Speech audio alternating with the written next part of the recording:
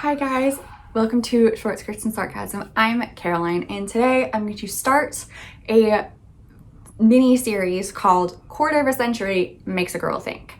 And I have taken this from the movie Some Like It Hot starring Marilyn Monroe, and that is something she says when she is about to turn 25 or has just turned 25. It's been a really long time since I've seen the movie. I'm due for a rewatch. But she says it to either Jack Lemmon or, you know, the other dude that was also in that movie. And she goes, quarter of a century makes a girl think. And then Jack Lemmon, or not Jack Lemmon, goes, about what? And she says, about the future. So I have also recently turned 25. So my quarter of a century makes a girl think is all about my high priority reads that I want to accomplish sometime in the future. So this first one is actually 25 books that I would like to reread soon-ish. And I have made myself a little list in my bullet journal. I did also try to draw a tree. It looks a bit boxy. I mean, it's cute, I like it, but I don't think trees are usually this square. So I've got my list of 25 books. They're in alphabetical order and I will go through them, and I will also tell you the year which I last read it. And I think I will do others in this series. I think I'm going to do 25 new high priority reads that I haven't read before. And I do also have some other ideas. So Quarter of a Century Makes a Girl Think, the mini series.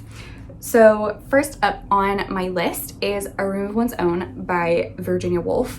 And I last read this in 2015. I was in my first year of undergrad, and it really spoke to me. There were a lot of bits in there that I felt really seen by, and even though this book is so old, it's still so relevant. And as I remember, I think it was a response to E.M. Forster's nonfiction short book aspect of the novel, which I do also have. I haven't read it yet. It was in my classics video. It was one of my matching set of E.M. Forster books. So something to read, and I would really like to reread A Room of One's Own. I've read other Virginia Woolf, and I would like to read more in the future as well. Then next is A Tree Grows in Brooklyn by Betty Smith, and I last read this book in 2004, so it has been a while. And as I remember, this is it's a coming of age story of Francie, who has an alcoholic father and a mother and a brother, and it's very clear to her that her mother likes her brother more than she likes her. And that is something that she struggles with. And it's also set in like early 20th century New York.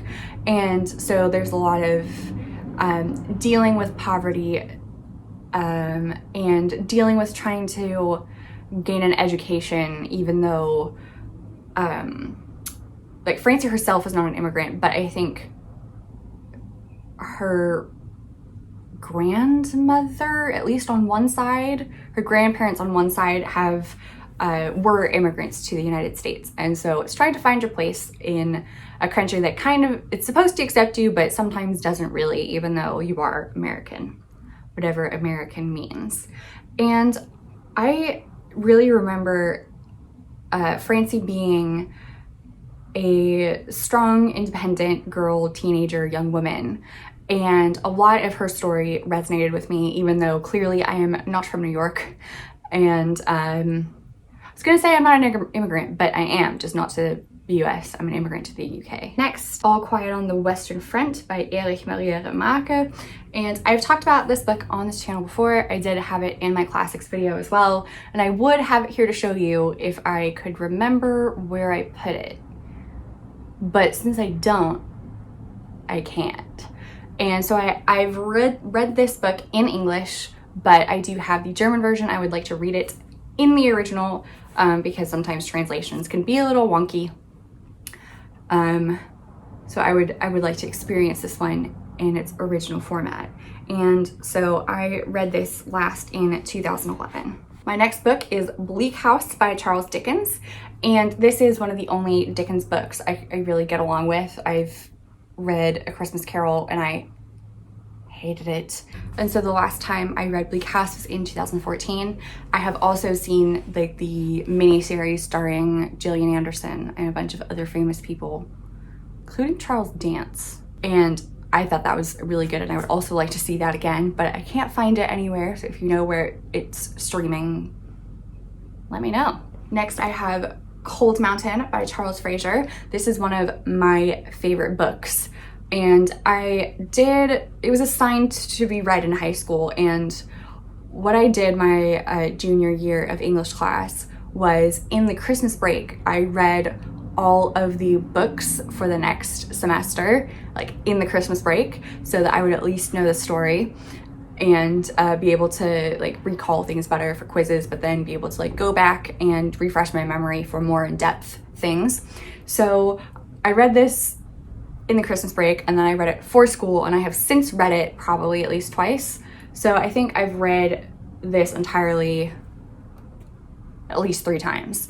And so the last time I read it, well, I've put it down last time, but really the first time I read it was 2013. I can't remember when I've read it since then. And I also just like thumbed through it.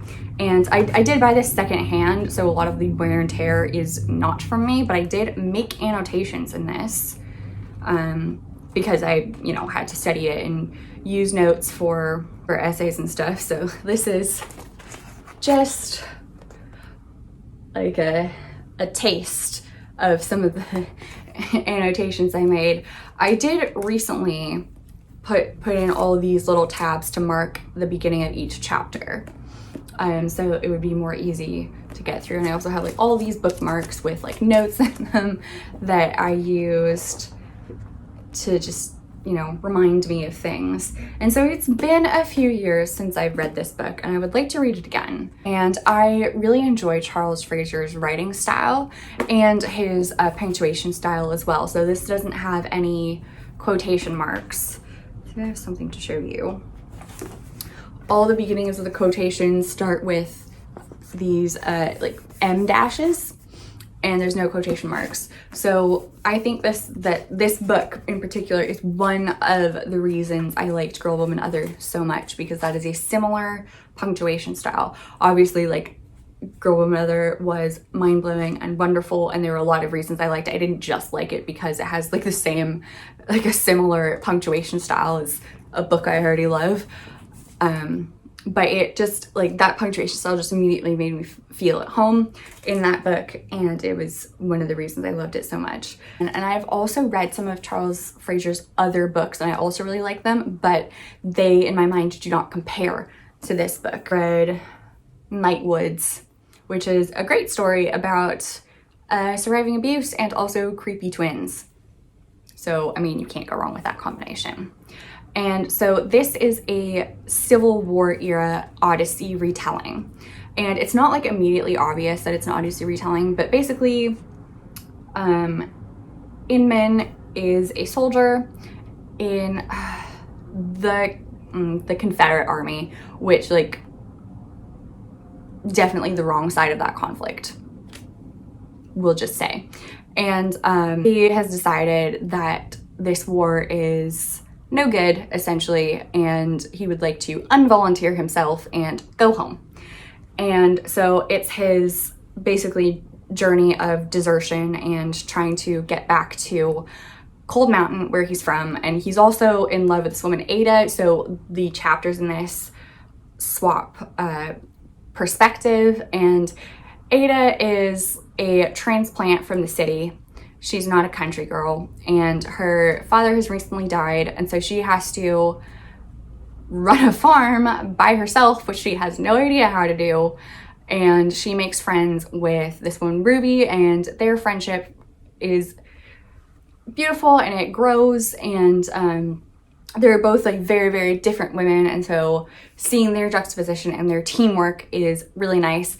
And a lot of Inman's journey is obviously physical because he has to walk a lot, but it is also a like PTSD recovery journey, and a lot of his experience is all about how war is terrible, which I think we all know, but it's interesting to see men navigate this, both like physical and emotional challenges. So both of them are trying to like work to getting back to each other. So there are flashbacks of their life pre-war.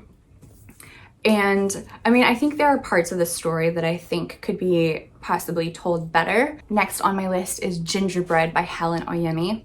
And I cannot remember much about what this book is about, but I do remember really enjoying the writing style, and I would like to refresh my memory about what this book was actually about, because I only read it in 2019, so it has not been a long time. And essentially it is about this woman. I think she's a single mom, and she has a daughter who she feels like she doesn't really know all that much, even though she's raised her. And I think her daughter either like faints or disappears. So there are some great quotes in this book, which I absolutely loved. For example, Harriet read more voraciously than Simon and Margot ever had. They discouraged this. She'd be so bored once she ran out of texts that were new to her.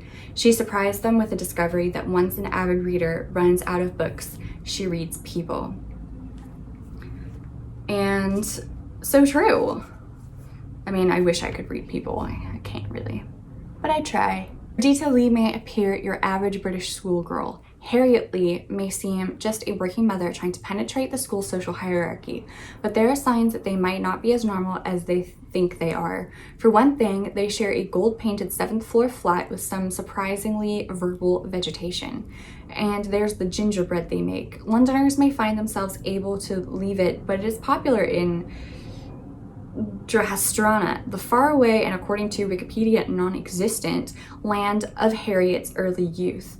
In fact, the world's truest lover of the Lee family, Gingerbread, is Harriet's charismatic childhood friend, Gretel Kercheval, a figure who seems to have had a hand in everything, good or bad, that has happened to Harriet since they met. So it is a story of female friendship, of countries that may or may not exist, and motherhood and daughterhood, mother-daughter bonds, and most importantly, baking. So as I said, I can't really remember much about this actual book apart from that I loved the vibe, so that's why I would like to reread it. And next on my list is Gone with the Wind by Margaret Mitchell. And the last time I read this book was 2007. So again, it has been quite a while. I think I read this possibly too young. I think I was 11. Yeah, I was 11. I was 11 when I read this book. So Gone with the Wind is a very complicated book. It's also a very long book, and it's very problematic. It romanticizes the antebellum South in a really unhealthy way. But the characterization is really, really interesting. And I would like to read it again as an adult so I could have more better informed thoughts on it.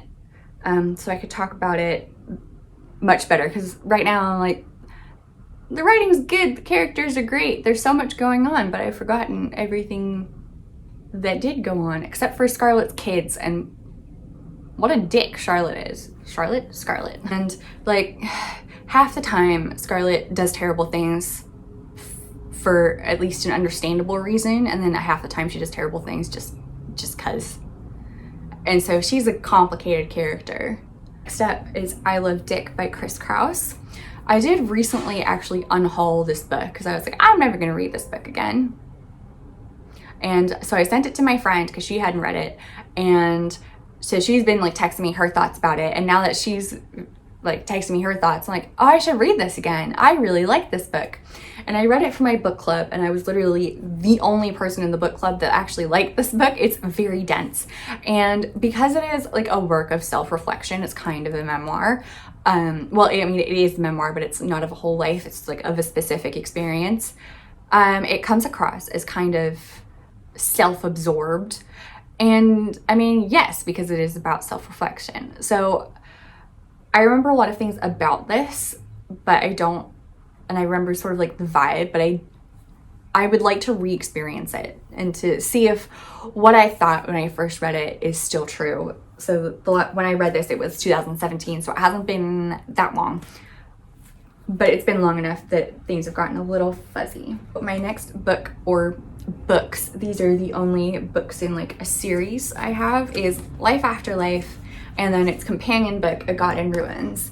And A God in Ruins isn't really a sequel. It's about the same family, but I would say they're actually very different. So they follow different people. So Life After Life is about Ursula Todd, and she is born in 1910 and then immediately dies of, I think she freezes to death. And then the next chapter, it is 1910 again. She's born and she lives. And so we go through Ursula Todd's life after life, several times until she lives her life right. It's basically like Groundhog Day, but instead of a day repeating, you get your entire life to live it until it's right. And A God in Ruins is about Ursula's brother, Teddy, who is a pilot in World War II and, survives the war, has a family, and it's about him trying to deal with PTSD after war. Is this a theme? As we've established, I do love books about war, so. And I actually read this book first. You don't have to read these in order. So I read this book first because I didn't know this book existed, because my boyfriend gave this to me for my 20th birthday. So I read both of these in 2016, and I would really like to read them again. I would like to read them closer together because there was a bit of a gap between this one and this one when I read them, like a few months. It's not a whole lot, but I think I would like to read them back to back, and I would like to read them in the correct order, because I just remember these being beautifully written and so memorable. These are both of them that I think about like quite a lot.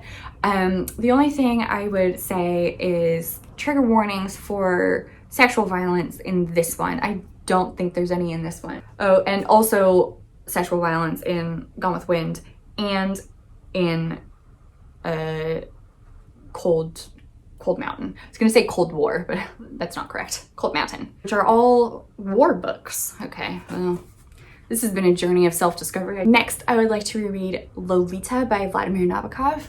I read this in 2020, so not long ago, and this was also a book club read. And when I read it, obviously it's a very disturbing subject matter. Trigger warnings for sexual violence, specifically sexual violence against children. I found it really disturbing. It's supposed to be.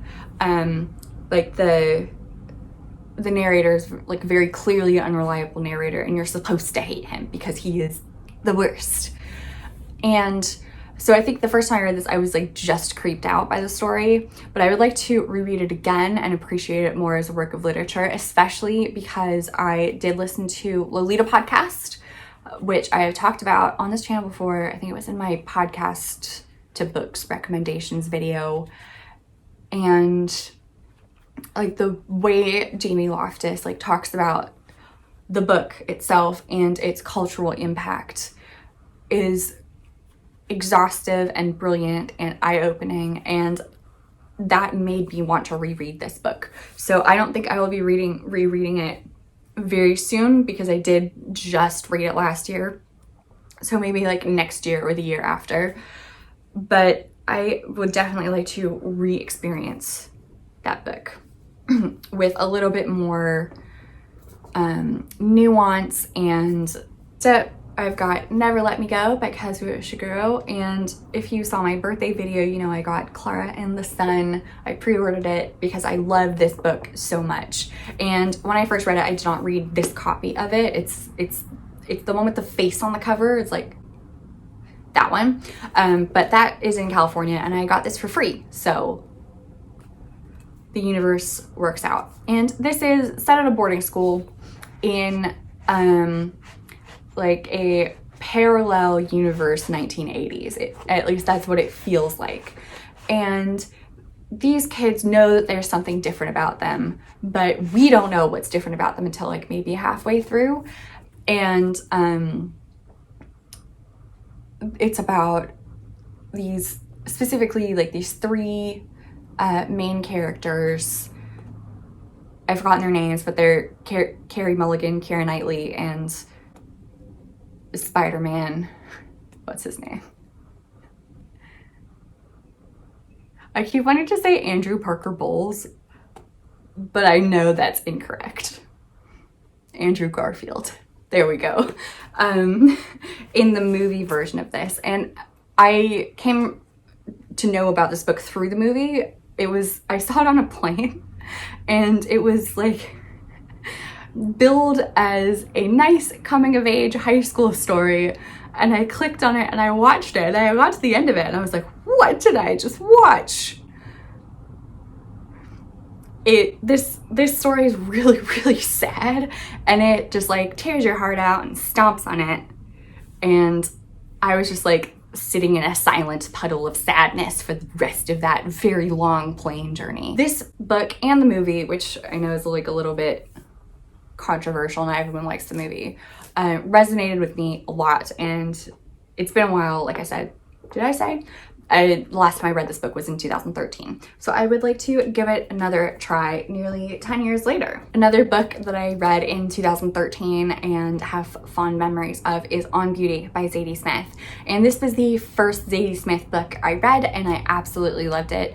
The only problem that I had with it was that Zadie Smith talks about this dude from Kentucky, and then at a later point she says he is from the Deep South.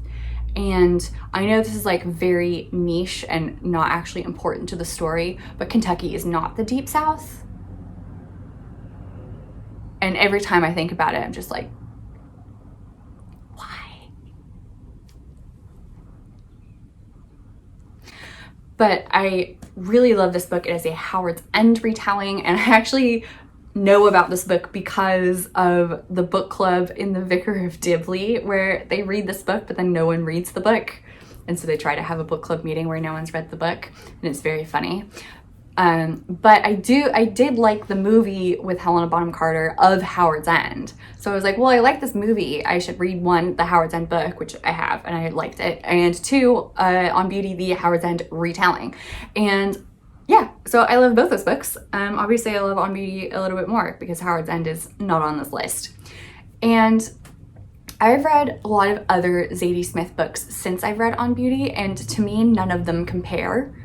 I think On Beauty is her masterwork. I do like a lot of her other books, love them, but to me, they're not On Beauty, and so I need to reread On Beauty to see if I'm just romanticizing it in my head or if it really is that masterful. I mean, I think I'm probably right, it is masterful, but that's why I want to reread it. Next, I've got The Boys in the Boat by, what's his name? Daniel James Brown. And this is about the rowing team from Washington State. To clarify, they are from the state of Washington. They row for the University of Washington. That went to the 1936 Olympics in, is it Berlin? Yes, Berlin, under Nazi rule. And it's nonfiction, but it reads in a very like literary way, which is one of the things I liked about it. And it's also just an interesting story about rowing and the construction of rowing boats. What are they called? Sculls? No. Shells? Shells. Of shells. Rowing shells. And I just remember being like really, really drawn into this story, which on the surface of it sounds a bit dry, but I think the way it's written made it come to life. And I also just really enjoy the word regatta. I think it sounds cool. And so because this is about, you know, boat races, the word regatta is thrown around a lot. I last read this book in 2016. I have The Chamomile Lawn by Mary Wesley, and I did just read this book in 2020, but it spoke to me so much that like I got to the end of the audiobook and I was like, I should restart the audiobook and read it again. And I did that, and I listened to like the first chapter, which I think is always interesting. When you finish a book, you go back and read the first chapter, and like you can compare the beginning and the end, and you see how far all the characters have come, blah blah. So I did that, but then I stopped myself. I was like, I have other books to read. I can't just listen to the same book on repeat for all time. So obviously I immediately then bought myself the paperback cover. It's about World War II. Oh, Boys in the Boat is also about World War II. What have I done? Why do I love war so much? What's wrong with me? I should go back to therapy just about this. Help, I'm too obsessed with war. But this is about five first cousins who sort of help each other get through the very difficult war years in the UK. It is split between London and Cornwall, and it is also a dual timeline. So you have the war timeline, and there's also the timeline sort of in the 80s, and this book came out in, I think, 1985. In the 80s, where all of these separate cousins go and essentially have like a family reunion because one of their number has died, so they're all going to the funeral and they're remembering, and you get to juxtapose their memories against sort of like what actually happens. And so 1984 this came out. This was featured on the Sentimental Garbage podcast, which, if anything is on the podcast, I immediately must read it. And so I listened to the episode, I read the book, and then I listened to the episode again. Number 16 on my list is The Color Purple by Alice Walker. And I originally read this in 2010. It was possibly another one of those books that I read too early in my life, so I was not very old in 2010. And it might have actually been 2009. It was when I was in middle school. And it was not long after I read Gone with the Wind. And again, some of like the details have gotten fuzzy, and I think that I was too young to appreciate some of the nuance in that book, and so I would like to reread it to gain a deeper understanding of it. What I do remember so much is the discussions on abuse, so I mean, trigger warning for that, and also sexual violence, and the discussions on the nature of living under oppressive racism. And I can't even remember when this is set. I want to say the 1930s, but I can't actually remember. So the story follows Celie, who has a sister named Nettie, and the two of them have been separated because Celie is married to an abusive man who won't allow Celie to see her sister. Celie writes letters to God. So it reads in sort of, well, at least at first it reads in sort of like a diary format. It feels very much like a diary. And eventually it does branch out to different kinds of letters. So it's an epistolary novel. And Celie makes friends with another woman whose name I've forgotten as well. And I just remember their friendship being really beautiful and a positive influence in Celie's life, who is obviously being abused, and that's bad. Number 17 is The 40 Rules of Love by Elif Shafak. And I'm pretty sure I've said that Elif Shafak is my favorite author of all time. My favorite book is The Bastard of Istanbul, which is one of her other books, and I've read a lot of her books and I love them all. And so this is possibly her most famous book, and I read this one after I finished The Bastard of Istanbul the first time, and I did reread The Bastard of Istanbul earlier this year. I read it in January, so it's not on my to reread list, even though I will probably reread it sometime pretty soon. This is another dual timeline historical fiction. So Ella Rubinstein is a modern woman. She is married and has 3 children. She feels like there's something missing in her life, even though she has everything. And she essentially takes a spiritual sort of journey of like introspection. And she reads a manuscript about the 13th century Sufi poet Rumi and his friendship with the traveling dervish Shams of Tabriz. And that's her timeline, and then we also see the historical timeline of Rumi and Shams and their friendship. I just remember this book being so beautiful and beautifully written, and it made me think, and I still do think about it, but some of the details have been muddled, and I feel like I give so much attention to the Bastard of Istanbul because I love it so much, but I should also give more attention to the rest of Elif Shafak's work. So the last time I read The 40 Rules of Love was in 2016. Number 18 is The God of Small Things by Arundhati Roy, and I read this in 2014. Again, I did read this for high school, or I read this for English class when I was in high school. Technically, it was not for a high school English class because I had to take all of my senior English classes through the local university. So, but I was in high school when I did that. I read it for school, and I was one of the only people in the class that liked this book. I feel like that's a really on-brand experience for me. This story follows twins. What are their names? See, this is why I need to reread it. Can't even remember anyone's names. Their mom is named Amu, I do remember that, and Rahel and Esta. Okay, they're twins growing up in India in their grandma's pickle factory, and their mother is, I think, when is this set?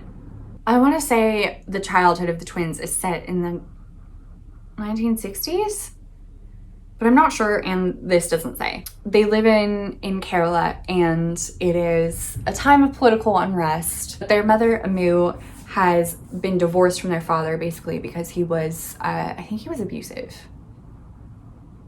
Or maybe he was just like a regular boring dirtbag who wasn't abusive. Anyway, their father is not great. So Amu has left him, and that causes like a huge scandal within their family. She has to move home with her 2 young children, and basically her family treat her really terribly. And she also has a brother who also, like, he's also divorced, also has a kid. She doesn't live with him though. She lives in the UK, and like also has extramarital sex, but no one ever criticizes him. They only criticize Amu for leaving her terrible husband, which is like very clearly unfair. And the main plot of this is the twins' cousin Sophie, who is their uncle's daughter with the woman that he met when he was at Oxford, studying at Oxford. It comes to India, and they essentially like show her around, and everyone puts their best foot forward. And so trigger warnings for sexual violence for this as well. And so it gets into like the politics of the time and the limitations of the caste system, and like the oppressive nature of the caste system on some people. And it does also have like a dual timeline of like this one, the twins are growing up, but then also there's another timeline where the twins have grown up and they have to sort of deal with the trauma of their youth. And I remember this being just like a brilliantly written, beautifully written story. It's very sad, but I would definitely like to read it again, especially because it's been a while now. Another tragic story, number 19, is The Hunchback of Notre Dame by Victor Hugo, and I read this in 2013. And I have also read Les Mis, and I don't love it as much. Why is it so long? Essentially, what The Hunchback of Notre Dame is, like, there's a plot, but what it really is a love letter to Paris. Paris is a character. And so the first 200 pages, essentially, if I remember correctly, is just like talking about Paris and not much about like the characters. And it's also very clear that the characters are, they're very archetypal, and they do, like, they're not flat. They do have character arcs, but their arcs are kind of predictable because they're meant to represent other things.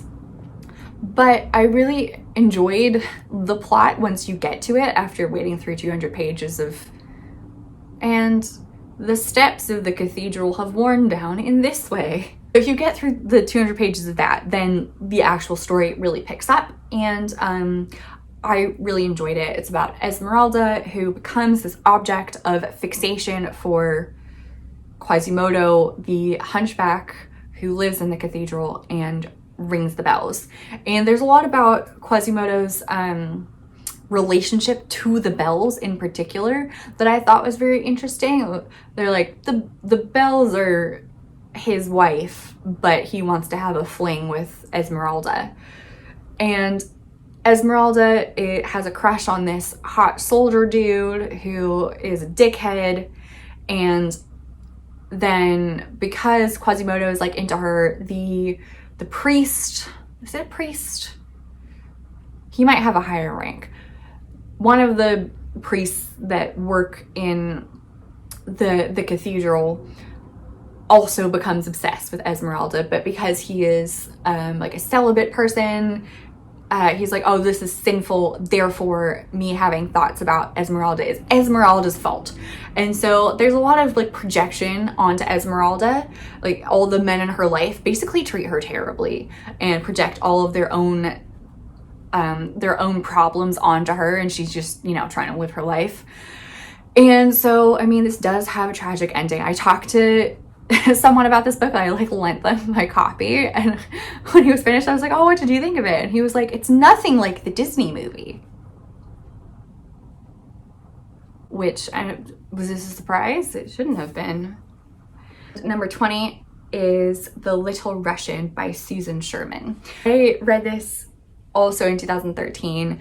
It came out in paperback, and it was at my local like new bookstore, or bookstore of new books rather than bookstore of secondhand books, to clarify. And I really wanted it. My parents wouldn't buy it for me because I had so many books. This is definitely not a problem that has persisted into adulthood. I'm totally cured.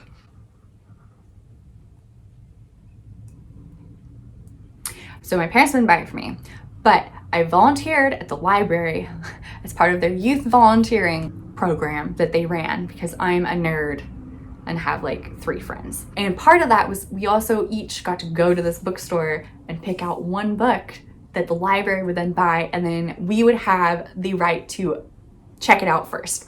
So I chose this book. So I was the first person to check out this book for my local library, and I hope a lot of other people also checked it out because it is a very powerful, very moving story. It's about World War I. I know, this is surprising to us all.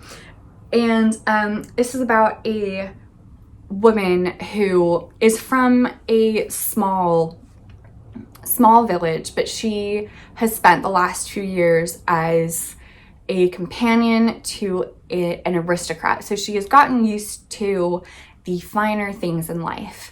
But that aristocrat to whom she was a companion, I think, gets married. Anyway, something happens so that she no longer needs a companion because she's moved on to other things. So she, the main character, I've forgotten her name, goes back to the village in which she has grown up.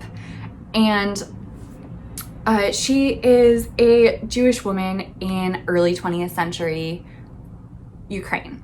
So there's a lot of like discussions on pogroms and anti-Semitism, and there's a lot of like discrimination and trying to work against systemic oppression. So like, again, this is not a happy story, but she essentially meets this man, and they start to have a relationship, and together they work to get through World War I, get through like various systems of oppression and other things. And there's a lot of like side plots where other people who are linked up with them in some way are like spying, plotting. And so there's a lot of action in the story, and there's a lot of emotion in this story as well. So I think there's something here for everyone. And it's not like all doom and gloom. There are happy moments, like they, you know, get married, grow a family together, and like those parts are really sweet and heartwarming. And so it's like, it's not all just like pure tragedy. And number 21 is The Makioca Sisters by Junichiro Tanizaki.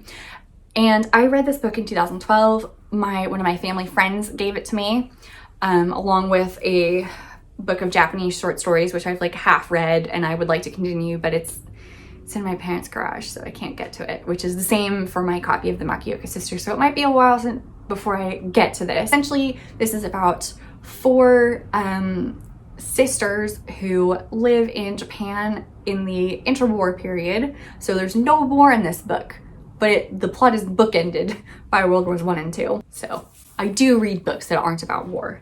Yay me.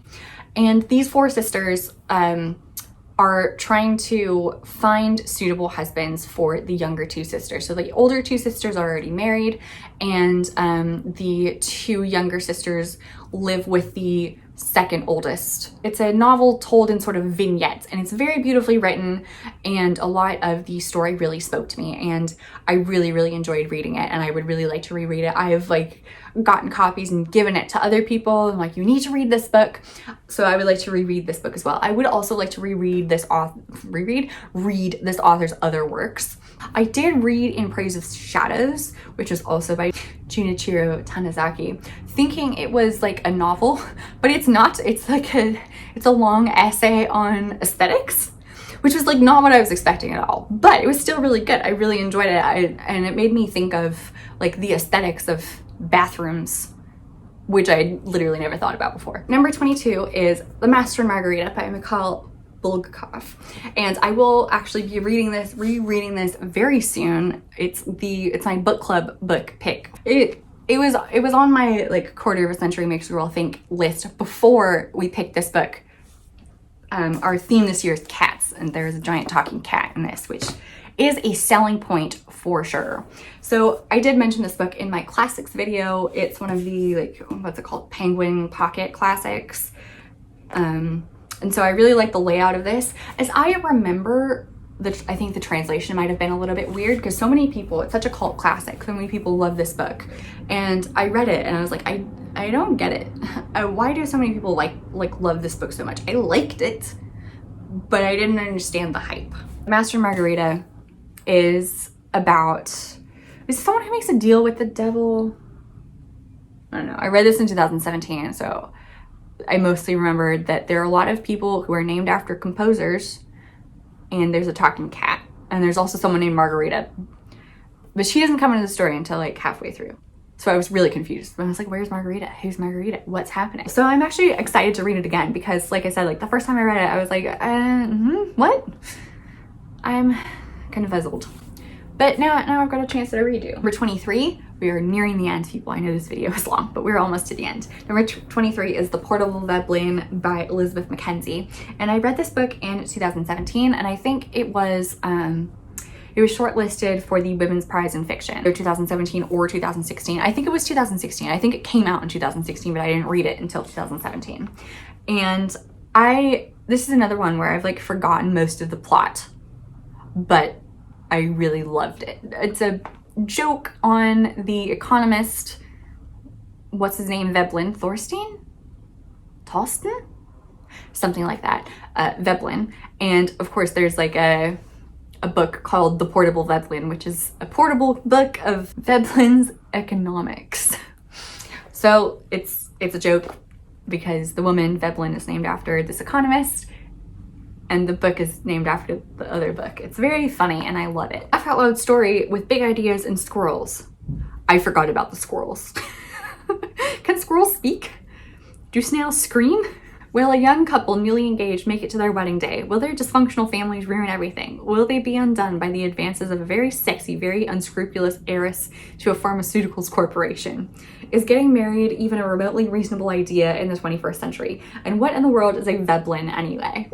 I think the main character's name is Veblen. Now I'm doubting that too, because again, this doesn't really say anything about the plot. Anyway, I remember loving this book, so when I read it again, I will learn what the plot is. Number 24 is The Starless Sea by Erin Morgenstern, and I read this last year in 2020, so I might not read it again immediately, but it's definitely on the horizon. I did buy the ebook because I listened to the audiobook on Libby, but I bought the ebook and then I also bought the audible narration to go with it because I thought the audiobook was magical.